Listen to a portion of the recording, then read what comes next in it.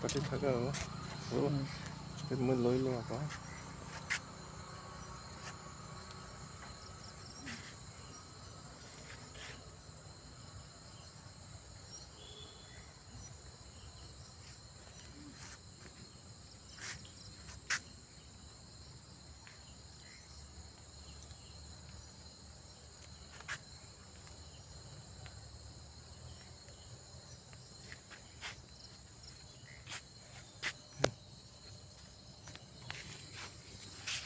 মই মানে উদ্দেশ্যটো কৰিম আৰু যদিও বক্তব্যটো ইমান ভালকৈ দিব নাজানো তেনেকৈ উদ্দেশ্য আপোনাৰ টৰ্চ লাইটটো পাৰিলে মাৰি দিয়ক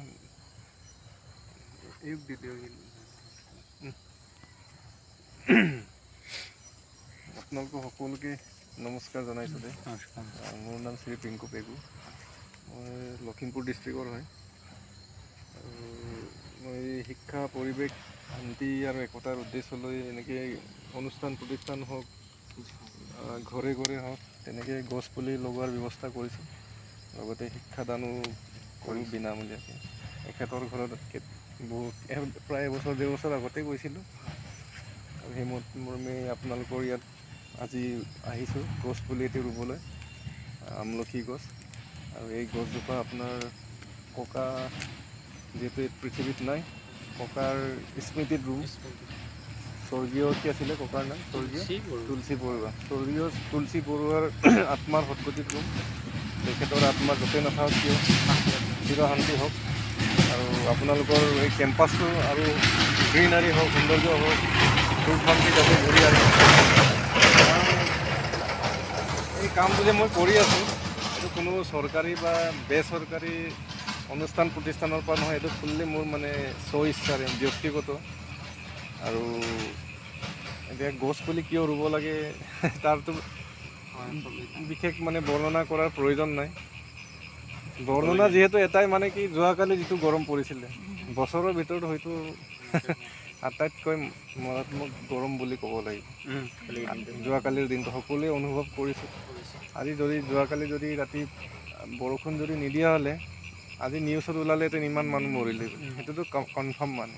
কিন্তু ভাগ্যক্ৰমে আমি বাচিলোঁ কিন্তু সদায়তো তেনেকুৱা এটা মানে পৃথিৱীৰ মানে হেৰিবিলাক মানে দিনক দিনে গৰমটো বাঢ়ি গৈ আছে সংকটজনক সদায় মানে কিন্তু এই গৰমৰ পৰা গৰমটো কোনে নিয়ন্ত্ৰণ কৰিব গছেহে নিয়ন্ত্ৰণ কৰিব এতিয়া এই আপোনালোকৰ কেম্পাছত যিহেতু আপোনালোকে নতুনকৈ আহিছে গছ এজোপাও নাই গছ মানে কি হয়তো তাৰ মূল্যটো আপোনালোকে বুজিব ইয়াত যদি ডাঙৰ এজোপাও যদি থকা হ'লে তাত আশ্ৰয় ল'ব কিমান ভাল লাগিলে হয়নে নহয় কথাটো সেইকাৰণে নতুনকৈ আপোনালোকে আহিছে বিভিন্ন ধৰণৰ গছ গছনি লগোৱা দেখিছোঁ খুব ভাল কথা কিন্তু বিশেষ মানে সেইকাৰণে সজাগতা দিয়াৰ কোনো প্ৰয়োজন নাই কিন্তু মই ঘৰে ঘৰে তেনেকৈ মানে ৰাইজে সজাগ হওক মানে এই গৰমৰ পৰা বাচি যাতে আমি সকলোৱে মানে পৃথিৱীত আৰু সেউজীকৰণ কৰিব পাৰোঁ কাৰণ গছ থাকিলেহে পানী থাকিব গছ থাকিলে প্ৰাণী থাকিব চব কুছ মানে গছ নাথাকিলে জীৱ বোলা বস্তুটো পৃথিৱীৰ পৰা বিলুপ্ত হ'ব আৰু আমাৰ কিমান অশান্তি হৈছে মানে হয়নে নহয় কথাটো কাৰণ গছৰ তলত গ'লে যিটো মানে পৰিৱেশ আমি পাওঁ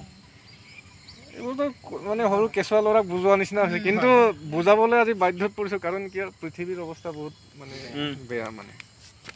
আৰু আগৰ দিনৰ কথা যদি কওঁ শগুন চিলনীবিলাকটোতো এটা সাধু কথা হৈ গ'ল কোনো বিশ্বাসেই নকৰিব নতুন প্ৰজন্মই মানে সেইকাৰণে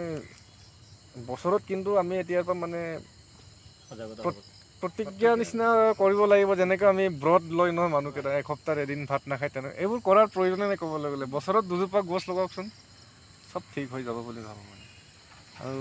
গছ কটা কাৰ্যসূচীটো আমি এৰিব লাগিব এটলিষ্ট 10-15 বছৰৰ কাৰণে তেতিয়াহে আগৰ অৱস্থালৈ ঘূৰি আহিব বুলি মই ভাবোঁ নহ'লেতো আৰু এখন পৃথিৱীত আৰু আমি চিঞৰ বাখৰ কৰি লাভ নাই আৰু মানে কাৰণ মেইন বস্তুটো এইটোহে মানে সেইকাৰণে যিহেতু বিশেষ দীঘলীয়া নকৰোঁ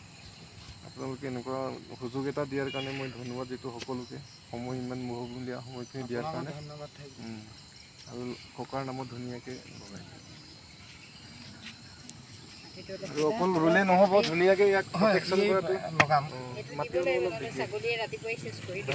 ছাগলী খালেতো আৰু বহুত দিগদাৰ এইটো লগাম এই গছজোপাৰ ঘেৰাও দি জৰিয়তে দিলে নিশ্চয় আপোনালোকৰ কেম্পাছটো সুখ শান্তি আহিব আৰু গোটেই ওচৰে পাজৰে কাৰণ ৰাউণ্ডটো অলপ গছকি দে টাউট কৰি দে ওচৰ চুবুৰীয়া ৰাইজে ইয়াৰে ফল মূল খাব কাৰণ আমলখি গছ এজোপা ৰুইছে বুলি আপুনি অকলে নাখায়তো গোটেই গাঁৱৰ ৰাইজে খাব ইমান ল'ৰা ছোৱালী পুতুককৈ ৰখি পেলাই সেই আমলখিটো পাৰ না আজিহে সৰু দেখিছে 5 বছৰ পাছত চাব কাজিয়া কৰি মানুহে শিলগুটি দলিয়াই দলিয়াই খাই থাকে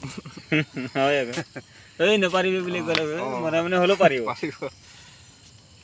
ঠিকে আছে বাৰু সকলোকে বহুত বহুত ধন্যবাদ দেই আপোনাকো ধন্যবাদ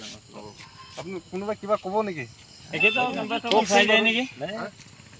আহি পেলাই ফটকে কেতিয়াবা লগাব নহয় কিবা ক'ব নেকি বক্তব্য কিবা ৰাখিব নেকি কওকচোন বাৰু তবু আৰু মানে আপুনি ইমানখিনি এটা ধুনীয়া এটা পৰিৱেশৰ চিন্তা কৰিছে তাৰ বাবে আপোনালৈও ধন্যবাদ থাকিলে